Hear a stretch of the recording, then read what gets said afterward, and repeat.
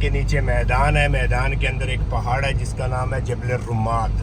جبل الرمات وہ پہاڑ ہے جس پہاڑ کے اوپر جنگ سے پہلے ہمارے نبی نے 50 تیر اندازوں کا درہ لگایا تھا، یعنی اپنی زبان میں مورچہ لگایا گیا تھا، اور انہیں کہا تھا کہ جب تک میں نہ کہوں آپ یہ جگہ نہیں چھوڑیں گے، چاہے اس جگہ کا ہم شہید ہو جائیں، چاہے چیل کوے آ کر نعوذ باللہ ہمیں کھا جائیں، آپ یہ جگہ نہیں چھوڑو گے۔ آپ سرکار حضرت محمد رسول اللہ خالد بن ولید اور ابو سفیان سے جنگ لڑ رہا تھا۔ جب ان کے بہت سے ساتھی مارے گئے، وہ وہاں سے اپنی فوج کو لے کر مدینہ شہر کی طرف دوڑ گئے۔ جب وہ مدینہ شہر کی طرف دوڑ گئے تو آپ سرکار حضرت محمد رسول اللہ کے ساتھ جو صحابی تھے وہ مال اکٹھا کرنے لگ گئے۔ اوپر والے 50 بندوں نے آپس میں مشورہ کیا کہ ہم جنگ تو جیت گئے ہیں، کیوں نہ ہم بھی مال غنیمت میں حصہ لے لیں۔ ان میں سے 40 صحابی نے دوڑ کر نیچے آنے کا فیصلہ کیا، 10 نے کہا ہمیں مال نہیں چاہیے، ہمیں رسول کا حکم چاہیے۔ جب وہ 40 صحابی دوڑ کر نیچے آئے تو خالد بن ولید اس طرف سے جا کر چھپ کے جا کے حملہ کیا۔ 10 صحابی وہ جبل الرمات پر شہید ہوئے، 62 صحابی میدان میں شہید ہوئے۔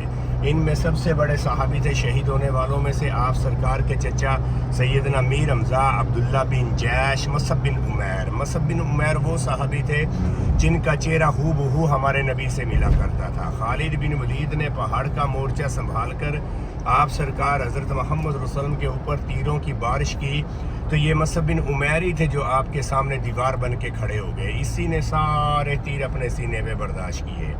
تو آپ سرکار فرماتے ہیں کہ اے عمیر تو تھوڑا سا سائیڈ پہ ہٹ جا، تیروں کو آنے دے، کچھ نہیں ہوتا۔ تو آپ نے فرمایا کہ یا رسول اللہ نہیں، قیامت کے روز میرے جسم کا ایک ایک حصہ یہ گواہی دے گا کہ میں اللہ کے نبی پر شہید ہو گیا۔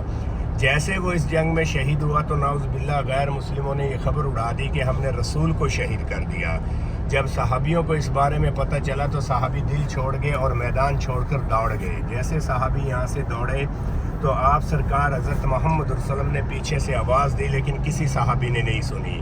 تو آپ سرکار زخمی حالت میں اس بڑے پہاڑ کی طرف چلے گئے۔ آپ سرکار کے ساتھ حضرت سلیمان فارسی، حضرت ابو بکر، حضرت علی، یہ دونوں تھے۔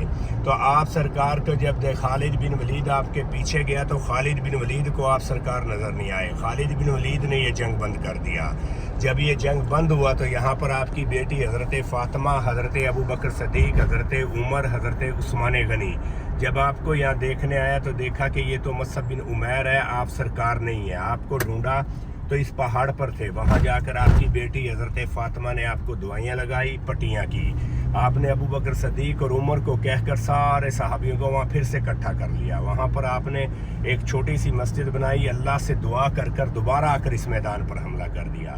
آپ یہ ہارا ہوا جنگ پھر جیت گئے تھے۔ یہاں پر ایک عورت تھی ہندہ، ابو سفیان کی بیوی، اس کے بھائی کو اور باپ کو، بیٹے کو سیدنا میر حمزہ نے قتل کیا تھا میدان بدر میں۔ اس عورت کے اندر اتنا غصہ پایا گیا تھا کہ وہ مکہ سے ایک حبشی کو لے کر آئی تھی جو بہت بڑا نشانچی تھا۔ اس نے اس کو کہا کہ اگر تو اس جنگ میں سیدنا میر حمزہ کو شہید کرے گا تو میرا غلام ہے، تجھے میں اپنی غلامی سے بھی آزاد کر دوں گی اور تمہیں 100 اونٹ انعام دوں گی۔ وہ بہت بڑا نشانچی تھا۔ اس نے آپ کے چچا کا تعاقب کیا، نشانہ لگایا، آپ کے چچا اس جنگ میں شہید ہو گئے۔ جیسے آپ کے چچا اس جنگ میں شہید ہوئے تو ہندا کے اندر اتنا غصہ پایا گیا کہ اس نے پہلے آپ سرکار کے چچا کے کان کاٹے، پھر آنکھیں نکالی، پھر ناک کاٹا اور وہ کھا گئی۔ پھر بھی اس کا دل نہیں بھرا تو اس نے آپ کے چچا کا سینہ مبارک چیر کر کلیجہ نکال کر چبایا۔ جب نہیں چبایا گیا تھا تو اس نے یہاں واپس تھوک دیا۔ آپ سرکار نے اس جگہ سے جب اپنے چچا کا جنازہ اٹھایا تو یہی وہ بڑا پہاڑ ہے جبل احد جو رو کر جنازے کے ساتھ چل دیا تھا۔ اسی پہاڑ نے بول کر کہا تھا کہ یا رسول اللہ میرا اب دنیا میں کچھ نہیں ہے۔ آج باقی آگے بتاتے ہیں۔